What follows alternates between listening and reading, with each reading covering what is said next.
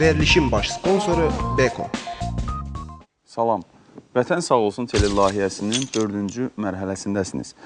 Bu mərhələdə bizim ənənəvi olaraq qonaqlarımız Sumqayıt Dövlət Universitetini layihədə təmsil edən komanda üzvləridir. Qarşılayın uşaqları. Buyurun. Bunlar həm də artıq Azərbaycan sərhədçiləridirlər.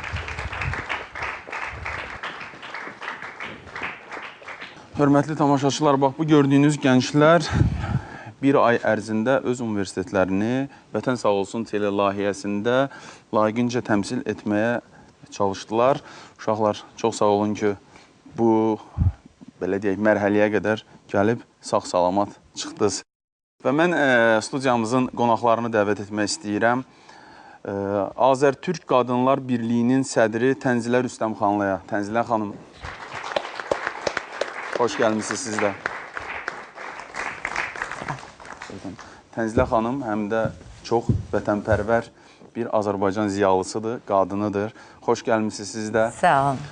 Sizi studiyamıza görməyə çox şadıq və hörmətli tamaşaçılar, bildiyiniz kimi artıq bizim əskərlərimiz sərhədçi əskər olaraq layihədə iştirak etdilər və ona görə də bizim növbəti qonağımız Dövlət Sərhəd Xidmətinin idarə rəisi Polkovnik İzzəddin Musayev. İzzəddin müəllim, buyurun.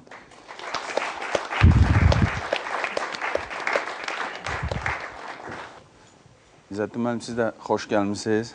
Çox sağ olun ki, bizim studiyaya gəldiniz.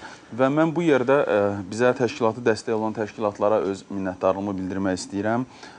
Mediclab tibb müəssisəsinə bizim gənclərimizin tibbi nöqteyi nəzərdən dəstək olur. Bakı Sığorta şirkətinə hər bir Azərbaycan əskərinin həyatını sığortalayır.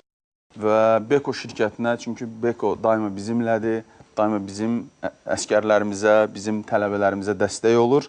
Və təbii ki, bildiyiniz kimi bizim layihəmiz Gənclər və İdman Nazirliyinin birbaşa dəstəyi ilə hazırlanır. Buradan da Gənclər və İdman Nazirliyinə öz təşəkkürümüzü bildiririk. Dövlət Sərhəd Xidmətinə öz təşəkkürümüzü bildiririk ki, bax bu gənclərin sərhəd qoşunlarının en saylı hərbi hissəsində sərhədçi kimi fəaliyyət göstərməsi üçün hər bir şəraiti yaratdılar. Hər biriniz xoş gəlmişsiniz. Gəlin bir sujetə baxaq, sonra yenidən söhbətimizi davam elətdirəcək. Vətən sağ olsun layihəsinin səsinə səs verən bu dəfəki ali təhsil ocağı Sumqayıt Dövlət Universiteti oldu. Münsiflər heyətini bilik səviyyəsi ilə sevindirən bu ali məktəbin tələbələri layihədə iştirak uğrunda əsl mücadilə verməli oldular. Layihədə iştirak etmək istəyənlərin say çoxluğu münsiflərin işini bir xeyli çətinləşdirsə də, sonda yalnız 12 nəfərlik komanda seçildi. Lakin elə ilk mərhələdəcə komandanın xanım üzvlərindən ikisi layihəni tərk etməli oldu. Qalan 10 nəfərlə Mediclab tibbi servis xidmətinin sağlamlıq sınağına adlayan komanda peşəkar həkimlərin rəhbərliyi altında ilk tibbi yardım barədə biliklərə yiyələndi. Bakı Sığorta şirkəti tərəfindən layihədə iştirak müddətincə sığortalanan komanda bununla da ilk mərhələni sona çatdırdı və hərbi vərdişlərə, biliklərə yiyələnəcəkləri məntəqəyə yola düşdü. Komandanın təlimlərə qoşulacağı hərbi qurum isə Dövlət Sərhəd Xidmətinin Şəmkir Sərhəd Dəstəsi idi. Azərbaycanın şimal-qərb sərhədlərini qoruyan Şəmkir Sərhəd Dəstəsi son illərdə yaradılsa da, həm nizam intizamı və səliqə sahmanı ilə, həm də peşəkar zabit kadrlarının keyfiyyət göstəriciləri ilə gənc vətənpərvərlərin ürəyini dağa döndərdi. Hərbi hissənin bütün strukturları, tikililəri ilə tanış olan komanda növbəti gündən başlayaraq təlimlərə qoşuldu. Komandaların alışmaqda ən çox çətinlik çəkdikləri sıra hazırlığından dərhal sonra silah və texnika ilə tanış olan Sumqayıt Dövlət Universitetinin təmsilçiləri hədəfə atəş açmaqla döyüş vərdişlərinə yiyələnmək yolunda böyük addım atdı. Fiziki hazırlıqlarının qeydinə qalmağın zəruriliyini anlayan komanda idman dərsləri ilə yanaşı pentatlon bariyerlərini də dəf etmək üçün xeyli tər tökməli oldu. Xidmət boyu sərhədçilərin sadiq dostları ilə, təlim görmüş itlərlə tanışlıq da gənclərin diqqətini cəlb etdi. Komandanın xidmət mərhələsi isə Şəmkir Sərhəd Dəstəsinin sərhəd zastavalarında reallaşdı. Sərhədçi tələbələr Keşikçidağ sərhəd zastavasında İlham Əliyev zirvəsini ziyarət edərək vətən müdafiəsinə qatılmaq yolunda Ali Baş Komandanın əmrinə hər an hazır olduqlarının bir daha mesajını verdilər. Ağgöz zastavası ərazisindən keçən beynəlxalq əhəmiyyətli neft-qaz kəmərlərinin xətti ilə tanış olan komanda Azərbaycanla Gürcüstanın sərhədində yerləşən bir neçə il bundan öncə iki ölkə başçısının görüş yeri kimi tarixə düşmüş Ağgöl ətrafını da nəzərdən keçirdi. Komandanın növbəti ünvanı isə artıq əvvəlkilərdən fərqli idi. Keşikçi Qala zastavasının ərazisinə daxil olan uca dağın zirvəsində yerləşən Keşikçi Qalası komanda tərəfindən qısa vaxt ərzində fəth olunmalı idi. Bu tapşırığın öhdəsindən layiqincə gələn gənc vətən keşikçilərinin bir şüarı vüqarla söyləməyə mənəvi haqları indi daha çox vardı. Nəhayət vaxt gəlib çatdı komandanın yerinə yetirməli olduğu son tapşırığa. Komanda Sadıqlı zastavasının xidməti ərazisinə daxil olan sərhəd boyunca bir günlük naryadda olmalı, ölkəmizə qaçaq yolla daxil olmağa çalışanları yaxalamalı idi. Vətən sərhədlərinin mühafizəsini bir günlük də olsa öz üzərinə götürən komanda nəinki naryadın öhdəsindən gəldi, həm də şərti sərhəd pozucularını zərərsizləşdirməyə müvəffəq oldu. Qaçaqmalçıların yaxalanması prosesində komanda ayıqlığı, operativliyi və bacarığı ilə əsl sərhədçi peşəkarlığını nümayiş etdirə bildi. Bu, təkcə Sumqayıt Dövlət Universitetinin təmsilçisi olan gənclərin uğuru deyildi. Həm də komandaya təlim keçmiş, onlara qısa müddət ərzində sərhədçi peşəsinin incəliklərini çatdıra bilmiş Dövlət Sərhəd Xidmətinin zabitlərinin peşəkarlığının nəticəsi idi. Bu, həm də Azərbaycan gəncliyinin, sabahın vətən müdafiəçilərinin nəyə qadir olmasının sübutu idi.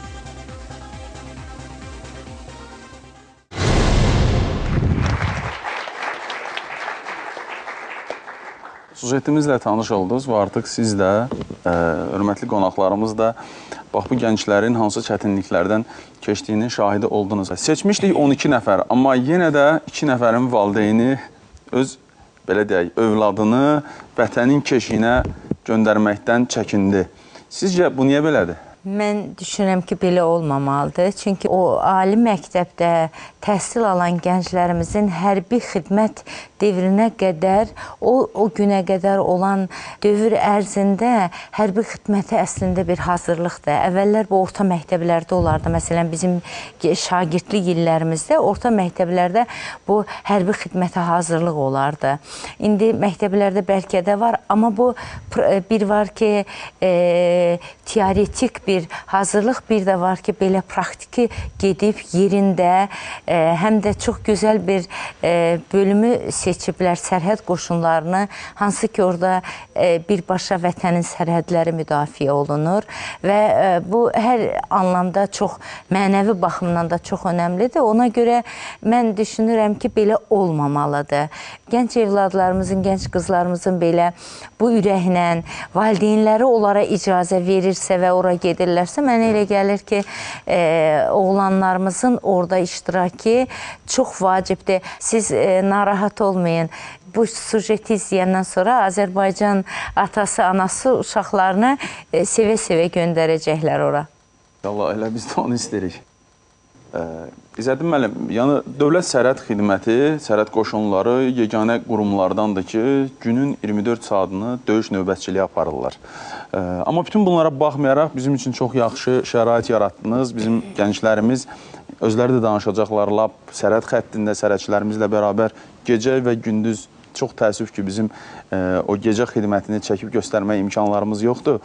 Ümumiyyətlə, siz bir peşəkar sərhədçi kimi bizim bax bu gənc sərhədçilərimizin fəaliyyətini necə qiymətləndirirsiniz? Rövşən müəllim, hər şeydən öncə bu proyekt üçün sizə öz minnətdarlığımı bildirirəm. Bəli, çox gözəl deməli xidməti vəzifələrinin öhdəsindən gəldilər. Yəni bir sərhədçi kimi özlərini göstərə bildilər. Yəni ki, hər birisi hesab edirəm ki, sabahki xidmətə hazırdılar. Yeri gəlmişkən, bizi sərhəd dəstələrindən Şəmkir sərhəd dəstəsini seçməyimiz təsadüfi deyil. Çünki bu ay ərzində biz Azərbaycan Demokratik Respublikasının 90 illiyini qeyd edirik. Və tamaşaçıların da nəzərinə çatdırım ki, 1919-cu ildə avqust ayında elə ilk sərhəd dəstəsi, ilk sərhəd məntəqəsi, sərhədlərin qorunması ilə bağlı ilk sərhəd postu həmən Şəmkir sərhəd dəstəsinin xidməti ərazisində olmuşdu. Həzlə xanım, o dövrdən bu vaxtda çox böyük bir yol keçib. Necə qiymətləndirirsiniz? Bax, bizim 90 illik nailiyyətimiz artıq, bizim belə hərbi hissələrimiz, belə gənclərimiz, sərhədlərimiz tam qorunur. Bir 100 ilə yaxın bir dövrdən bu dövrü müqayisə eləyəndə əlbəttə bir çox şeylər dəyişibdir. Biz Şərqdə ilk cümhuriyyəti quran millət olmuşuq. Bu bilirsiniz, həm də sonra cümhuriyyətimizi bərpa etmişik və bugün Azərbaycan dövləti gənc bir dövlətdir. Çox böyük təcrübəsi olmayan bir dövlətdir. Ordusunun və əskərinin hansısa böyük dövlətlərlə müqayisə edərək hansısa qüsurları axtarmaq mən düşünürəm ki, olmamalıdır. Bu yönlə yanaşanda mən əvvəllərdə müharibə dövründə də 88-ci ildən üzübəri cəbhədə çox tez olmuşam. Hərbi qüvvələrlə görüşmüşəm. Bizim əskərlərimizlə çox tez görüşlərim olubdu. İnanın, qısa bir zaman içində çox böyük dəyişiklikləri gözümüzün önündə baş verib. Əskərlərimizin hərbi hazırlığı da, texnika baxımından da. Burada diqqətimi cəlb eləyən orada bir vətən sağ olsun sözü oldu. Mən bunu çox tez Türkiyəli analardan eşidirəm. Evladları şəhid düşəndə göz yaşı ilə bərabər, amma cəmiyyətə çox gözəl bir Türk anası, evlad adısı o qədər ağır bir şeydir. Mən özüm bir anayam, ona görə deyirəm. Amma vətən sevgisi, millət sevgisi, torpaq sevgisi, bayraq sevgisi o qədər güclü oldu ki, bir Türk anası deyir ki, evladı şəhid olur, deyir ki, vətən sağ olsun. Vətəni sevib ona xidmət etmək qədər önəmli vətəni sevdirməkdir. Mən inanıram ki, bu proyektin içində yer alan evladlarımız həm ləyaqətlə vətənə xidmət eləyəcəklər və çox böyük ləyaqətlə də millətini və vətənini sevdirməyi bacaracaqlar və bunun bugün təməl daşları burada qoyulur. Uşaqlar, əslində sizin haqqınızda çox danışdılar, çox göstərdilər. Siz özünüz də danışdınız. Amma indi tam vaxta gəlib ki, hər şey olduğu kimi gördüyünüzü, çünki siz artıq hərbi hissədə deyilsiniz, siz buradan çıxıb öz evinizə gedəcəksiniz. Nəyi necə gördünüz, nə yediniz, nə içdiniz, nədən xoşunuz gəldi, nədən gəlmədi? Hamısını burada deyə bilərsiniz.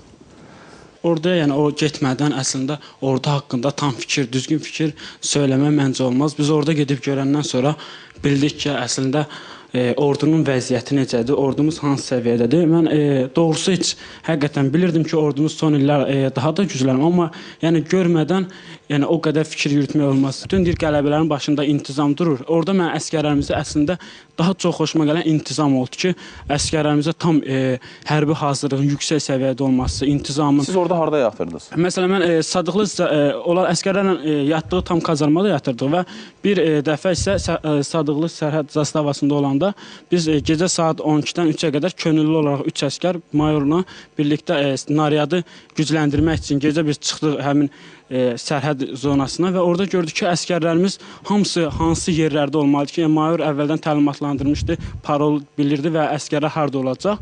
Yəni əskərlərin amma xəbəri yox idi. Biz o gecə saat 12-dən 3-ə qədər 7 kilometr sərhədi gəzəndə gördük ki, əskərlər elə maskalamışdı. Biz onların yanından keçəndə heç hiss eləmədik, amma bizə yaxınlaşanda dur işarəsi verdi. Biz parol deyəndən sonra icazə verdik. Yəni gecə istər-istəməz fikirləşir ki, əskərdə onsa kim gələcək ora?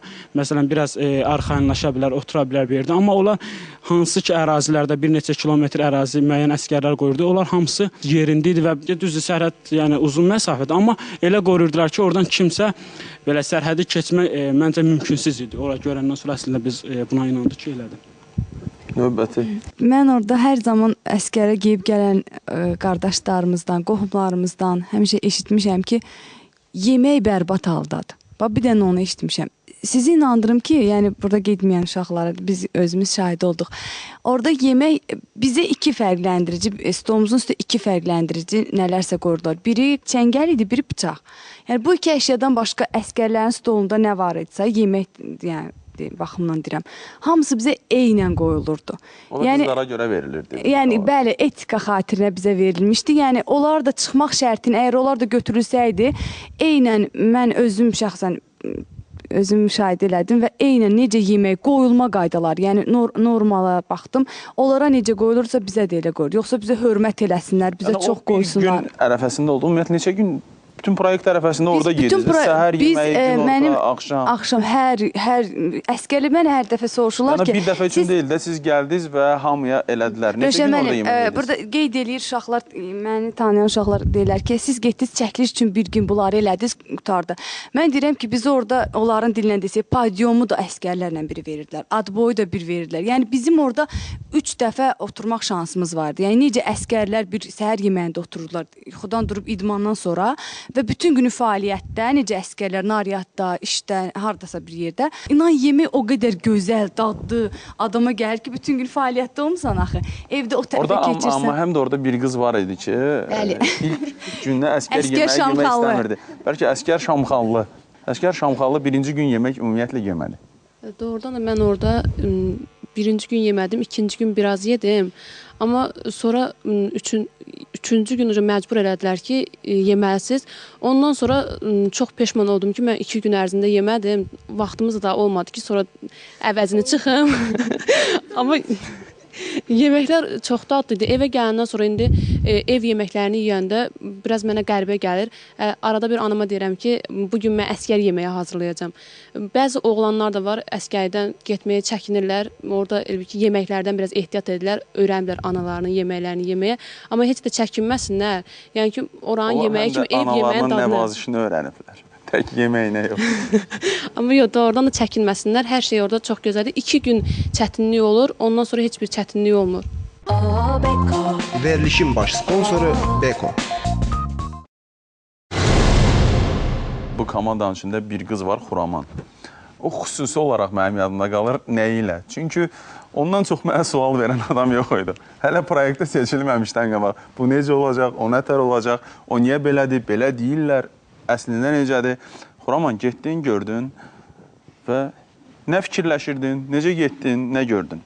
Mən əvvəl vətən sağ olsun deyəndə yalnız maneə zolaqları, efirdən görəndə maneə zolaqları idi. Sonra idman hərəkətləri, bu kimi şeylər gördüm və mən deyirdim ki, mən tək bunu eləməklə kifayətlənmək istəmirəm. Və həmişə deyirdim ki, mən ora yalnız nəyə görə getmək istəyirəm? Getmək istəyirəm ki, mən mənəviyyatıma nəsə aşılansın oradan. Həqiqətən vətən sağ olsun deyərək gedim və bilim ki, vətənimiz daim sağ olması üçün bizim kimi gənclər ehtiyacı olsun. Və həqiqətən də biz bu gənclərdənik ki, səhərsi gün vətənin sağ olması üçün əlindən nə gəlirsə etməyə qadir olan gənclərik.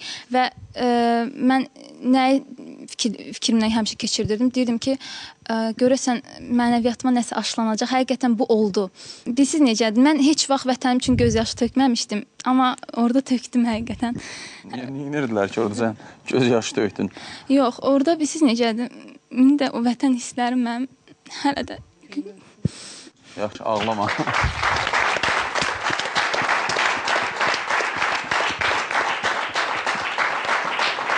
Əslində, bunu ancaq hərbi hissədə olanlar, yəni sırf hərbiçilərə, əskərlərə xas olan bir xüsusiyyətdir ki, yəni orada sən hər şeyin qədrini bilirsən. Mən başa düşdüm ki, Xuraman orada hər şeyin qədrini bilməyə başladı. Atanın da, ananın da, bacının da, qardaşın da, sərbəstliyində, azadlığında, hərəkətində. Misal üçün, bəzən elə insanlar var ki, onlara sadəcə avtomatı götürüb hədəfə atəş açmaq adi bir şey kimi görür. Nə var ki, burada? Götürdün, attın.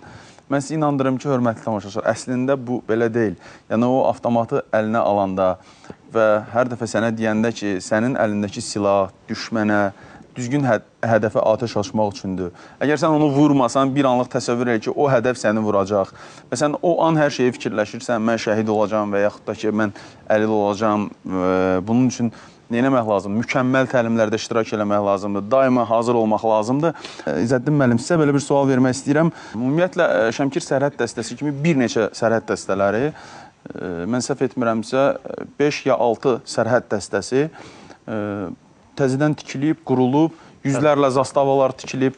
Ümumiyyətlə, bu tək, belə deyək, o istiqamətdə Şəmkir Sərhəd Dəstəsi belədir, yoxsa başqa sərhəd dəstələrində də getsək, biz bu eyni şeyləri görə bilərik? Deməli, o ki qaldı təzə nəsə görməyə, biz orada heç nəyə fark qoymuruq. Yəni, sərhəd qoşunlarının hamısı bu gün inkişaf edir.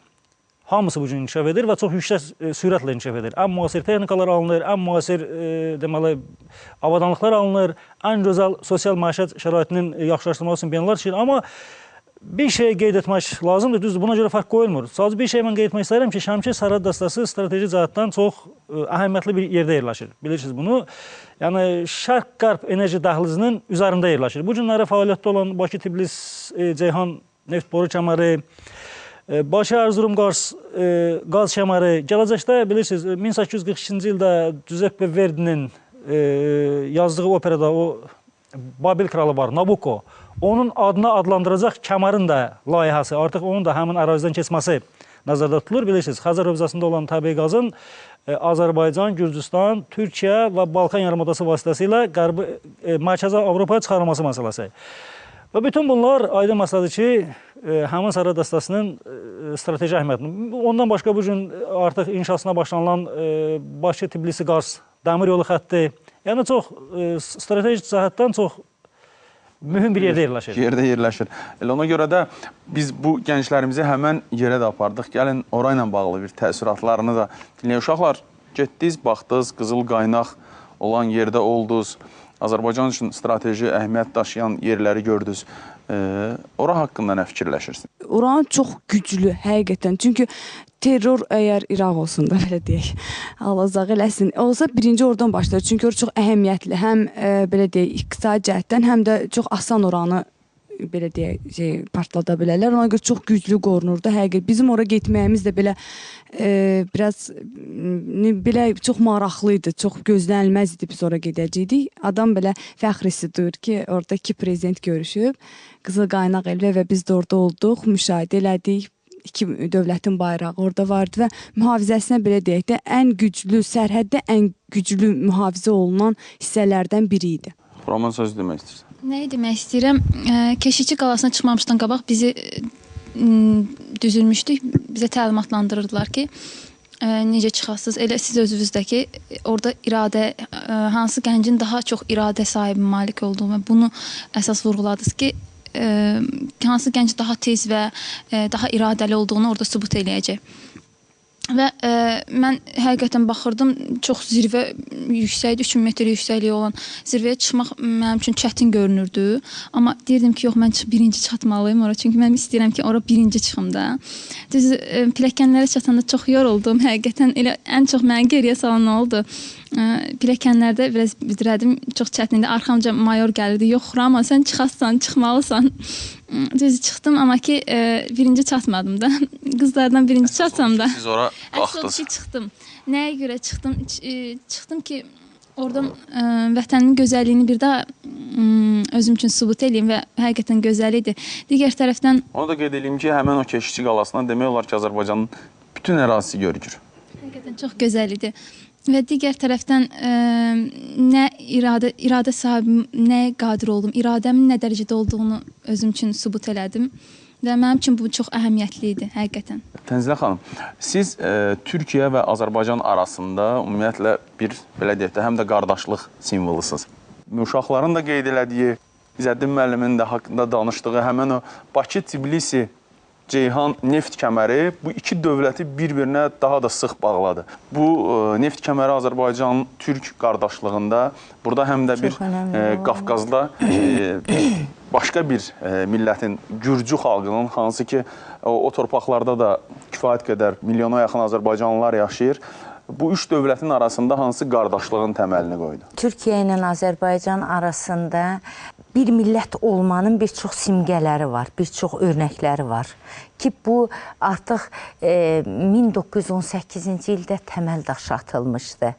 Və ən böyük, mən elə bilirəm ki, əsrin ən böyük proyektlərindən, təməl daşlarından Türkiyə və Azərbaycanın, həm də Türk dünyasının birləşdirən bir damardır Bakı-Ceyhan, Tiflis, boru, neft kəməri.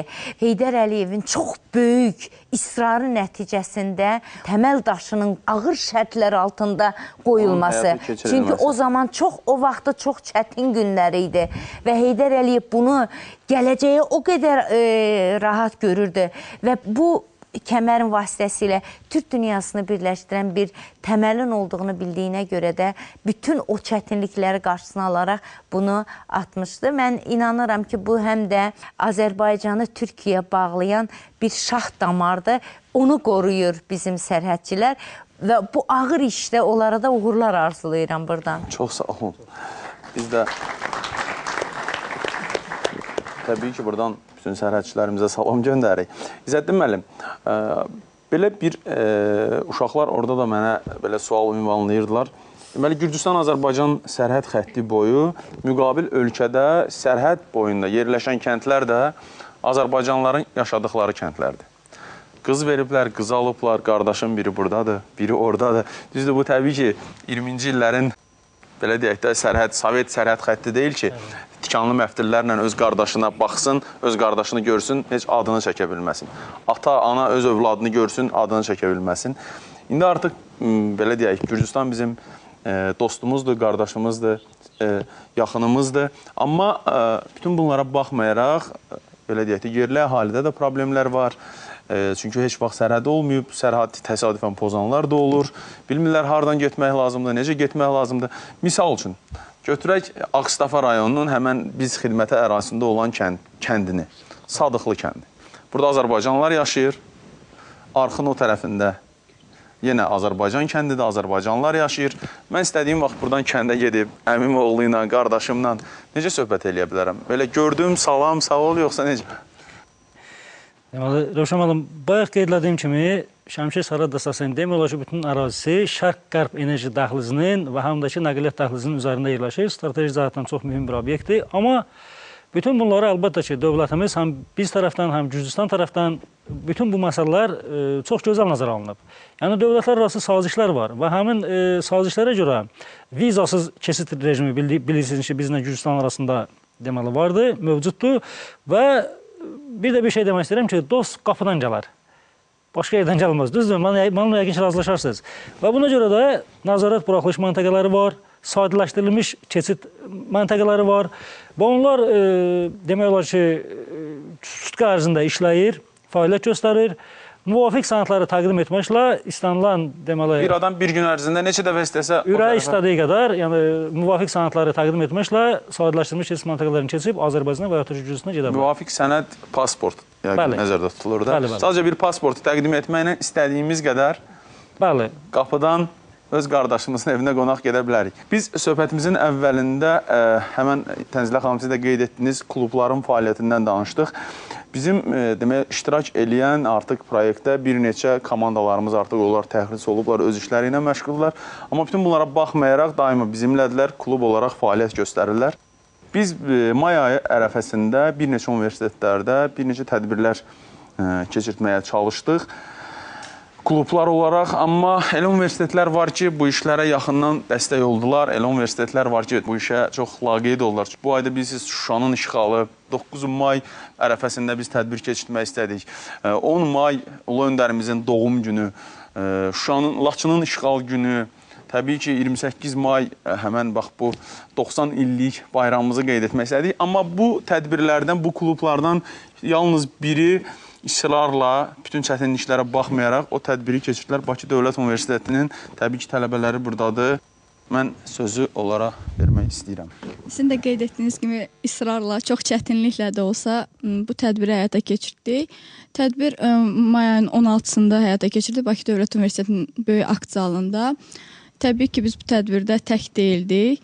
İlk növbədə bizim yanımızda Rövşən müəllim, onun komandası, Vətən Sağ olsun tel layihəsi. Vətən Sağ olsun komandası var. Komandası. Bununla yanaşı, təbii ki, Bakı Dövlət Universitetinin rəhbərliyi, hələ buradan da hörmətli lektorumuz Abil Məhərrəmliyə öz minnətdarlığımı bildirmək istəyirəm ki, bizə bu şəraiti yaratdı. Bundan əlavə... Tədbirin mahiyyəti nədən ibarətdir? Mahiyyəti Laçının işğalı ilə bağlı anım mərasimi idi. İlk növbədə əlbəttə ki, klublar yaranmaq istəyəndə də bizim qarşımıza qoyulan ilk məqsəd universitetlərdə, gənclərdə vətənpərvərlik hissinin aşılanması və bu istiqamətdə müəyyən işlərin aparılması. Əlbəttə ki, bu tədbirin əsas məqsədi də o idi. Düşünürəm ki, öhdəsindən hardasa gəldik, təbii ki, ilk addım idi. Biz burada demək biz iştirak edirdilər Laçın İcra Hakimiyyətindən nümayəndəlik. Onlara böyük təşəkkürümüzü bildiririk. Bizə çox yaxından bu tədbirin keçirilməsində köməklik göstərdilər. Sonra daxili qoşunlardan xüsusilə Təranə xanıma təşəkkürümüzü bildirmək istəyirik. Hətta daxili qoşunların bütün əsgər və zabit heyətinə, onlar hətta orada iştirak elədilər. Düşünürəm, təbii ki, özümüz haqqında deyə bilmərik ki, çox yüksək səviyyəli tədbir idi. Bunu ətrafdakılar belə bildirdilər ki, uğurlu alındı. Burada həm də digər klubların, yəni universitetlərin komandaları iştirak edirdi, təbii. Bəli, iştirak edirdi. Düşünürəm ki, burada uşaqlar var ki, onlar da öz münasibətlərini bildirə bilərlər. Hələ ki, başlanğıc üçün buydu. Çox sağ olun, biz sizə əvvəlcədən uğurlar arzulayırıq. Və gəldik, çatdıq verilişimizin sonuna. Tənzilə xanım, analarımıza, valideynlərə, əskərlikdə olmayan gənclərə, sizin övladınız da bilirik ki, hələ əskərlikdə olmayıb. Ümumiyyətlə, necə eləmək lazımdır ki, necə xalqa, belə deyək, necə çatdırmaq lazımdır? Bəlkə biz nəyisə düz eləmirik, hələ də ordudan, belə deyək, öz övladını orduya etibar etməyənlər var, hələ də o dedikodu ilə məşğul olanlar var. Necə düşünürsünüz? Bəlkə biz səhv edirik, bəlkə nəyisə düz göstərmirik. Bilirsiniz, mən bəzi obyektiv səbəbləri də olur, amma bu gördüyümüz qüsurları da deməliyik biz. Mən inanıram ki, siz bunu eləyirsiniz. Əgər hər bir hissədə gedib hansısa bir yanlışlıq görəndə bunu deyirsiniz. Yuxarılara bildirmək lazımdır. Mən hər bir hissələrdə çox olmuşam. Sərhəd qoşunları, bayaq sərhəd qoşunları ilə bağlı deyəndə mən də gözümün önünə gətirdim ki, bu ilin əvvəlində məsələn, çox qəfildən bir yaxın dostumun oğlu orada Xaçmaz sərhəd qoşunlarının orada yerləşir, o oradaydı. Qəfildən elə belə getdik bərabər, heç özümü təqdim etmədim. Sadəcə qapıda dedim ki, biz gəlmişik bazar günü uşaqla görüşməyə. İndi tanıdılar sağ olsunlar, mən orada qəfildən getmişdim. O səliqə səhmanı 2 saatın içində heç bilmirdilər mən oraya gələcəm. Yaratmaq mümkün deyil idi.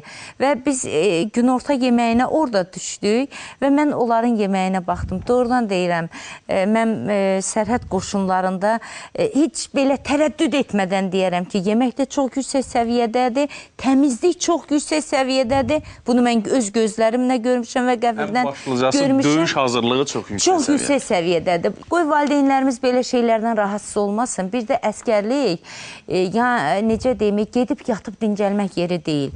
Məsələn, mən sizin bu evladlarımızı dinləyəndə qərar aldım ki, əskəriyə qədər oğlumu bu klublarda iştirakına şərait yaradacam. Çünki ən azından hazırlıqlı gedər əskərliyinə və mütləq əskərliyini eləyəcəkdir. Əlbəttə evladlarımız əskərliyini eləyir. Əlbəttə çətinliklər olacaq. Ora kurorta, sanatoriya, dincəlmə yeri deyil ki, ora vətəni qorumaq yeridir.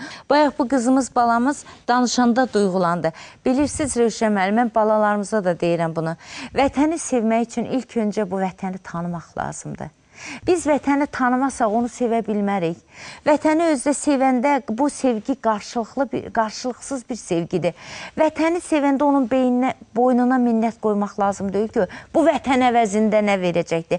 Sabah gedib xarici ölkələrdə çox arzu eləyirəm, hamınız gedin, güclü təhsil alın. Onların texnikasını, təhsilini öyrənib gəlin bu vətəndə xidmətini verin. Və ki, xaricdə olanda da bu vətəni, bu milləti, o bayrağı ləyaqətlə təmsil etmək arzulayıram hamınızı.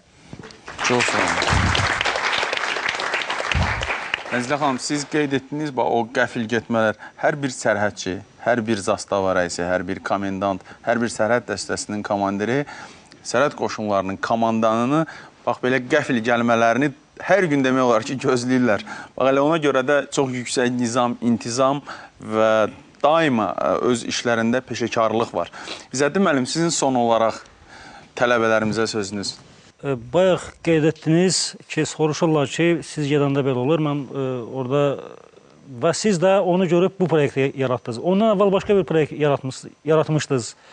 Yəni ki, məsələn, xatırlayırsınızsa, sərhəd hərbi idman oyunları başlayanda 60 məktəblə başladıq. Bu gün 400-ə qədər məktəb oyunlarda iştirak edir.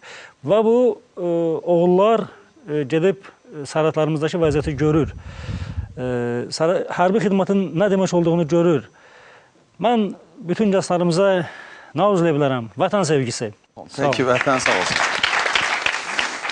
Mən buradan Şəmkir Sərhəd dəstəsinin rəhbərliyinə öz təşəkkürümü bildirirəm.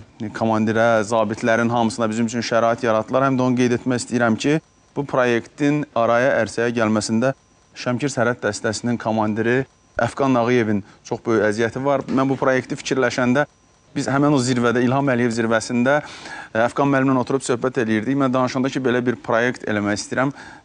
Hələ adını tapmamışdım. Dedi, onun adı Vətən sağ olsun olmalıdır.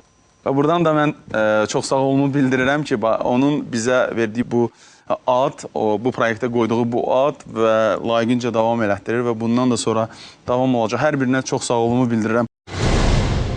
Mediclub tibb müəssisəsi belə bir sertifikat, həm sağlamlıq haqqında bilirsiniz, həm də bizim gənclərimiz bir ilk tibbi yardım kursu keçirlər. O tibbi yardım kursu hər bir, bax bu gənclər artıq döyüş ərəfəsində öz yoldaşlarına, hər hansı bir güllə yarası alarsa, hər hansı bir xəsarət alarsa bir-birlərinə kömək eləyə bilərlər, öz döyüş yoldaşlarının adi qan axmasından və yaxud da ki, digər belə deyək, xəstəliklərdən qoruyub saxlaya bilərlər və sağlamlıqları haqqında tibbi arayış istədiyiniz yerə təqdim edə bilərsiniz ki, siz artıq sağlam Azərbaycan əskərisiniz. Buyurun, verərsiniz uşaqlara. Mən buradan Bakı Sığorta şirkətinə öz minnətdarlığımı bildirmək istəyirəm ki, daima bax bu gənclərin həyatını sığortalayırlar. Biz də onları tam rahat, arxayın, o dağlara, dərələrə, çətin maneələrdən keçirdə bilirik. Çünki bilirik ki, bizim dəstəkçilərimiz var. Təbii ki, onlardan biri də Bakı Sığorta şirkətidir ki, onları sığortalayıblar və arxayın öz işimizi görürük. Xüsusi olaraq Beko şirkətinə öz minnətdarlığımı bildirirəm ki, daima bizimlədirlər, bizə dəstək olurlar, bizimlə bərabərdirlər. Təbii ki, Gənclər və İdman Nazirliyinə bu proyektə birbaşa rəhbərlik eləyir. Öz təşəkkürümüzü bildiririk. Dövlət Sərhəd Xidmətinə yenə öz təşəkkürümü bildirirəm ki, bizim üçün hər şərait yaratdılar. Tənzilə xanım, sizə təşəkkürümüzü bildiririk. İzzətdin müəllim, sizə təşəkkürümüzü bildiririk. Sumqayıt Dövlət Universitetinin rəhbərliyinə və təbii ki, Vətən Sağ olsun klubunun bütün üzvlərinə. Çox sağ olun. Verilişin baş sponsoru Beko.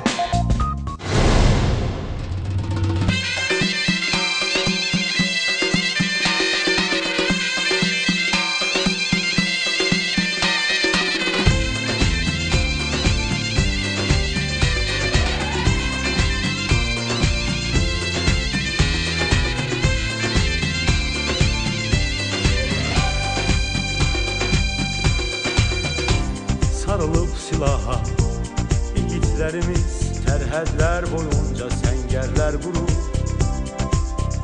Üç renkli bayrağa and içən əskər xalqın keşiyində müsəlləh durur. Bu millət çox dözür, artıq bəsidir, artıq səbrimizin son nöqtəsidir. İntiqam almağın